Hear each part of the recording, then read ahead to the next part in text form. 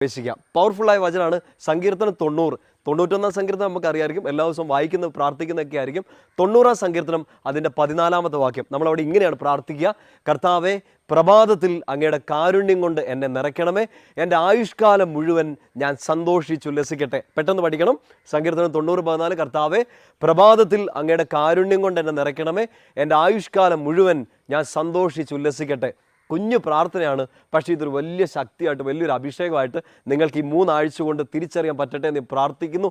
അതിനുള്ളൊരു കൃപ ലഭിക്കട്ടെ എന്നും കൂടെ പ്രാർത്ഥിക്കുന്നു. ഈ 90 സങ്കീർത്തനം ശരിക്കും സമയമെടുത്ത് നന്നായിട്ടൊന്ന് വായിച്ചോ. നല്ലൊരു സങ്കീർത്തനമാണ്, ഏതൊരു സങ്കീർത്തനം പോലെ. 90 സങ്കീർത്തനത്തിൻ്റെ അടുത്തൊരു വാക്യമുണ്ട്, 15 വാക്യത്തിൽ ഇങ്ങനെയാണ്: കർത്താവെ, ഞാൻ എത്ര കാലം ദുരിതം അനുഭവിച്ചോ, എത്ര കാലം ഞാൻ കഷ്ടപ്പെട്ടോ, എത്ര വർഷങ്ങൾ ഞാൻ സങ്കടപ്പെട്ടോ, അത്രയും വർഷങ്ങൾ സന്തോഷിക്കാൻ ഒരു അവസരം എനിക്ക് നൽകണമെന്ന്. ചിലപ്പോൾ നമ്മളിങ്ങനെ സങ്കടത്തിൽ പരാതി പറയാം: കർത്താവെ, കഴിഞ്ഞ 5 വർഷമായിട്ട് ഞാൻ കഷ്ടപ്പെടുകയാണ്, കഴിഞ്ഞ 10 വർഷമായിട്ട് ഞാൻ സ്ട്രഗിൾ ചെയ്യുകയാണ്,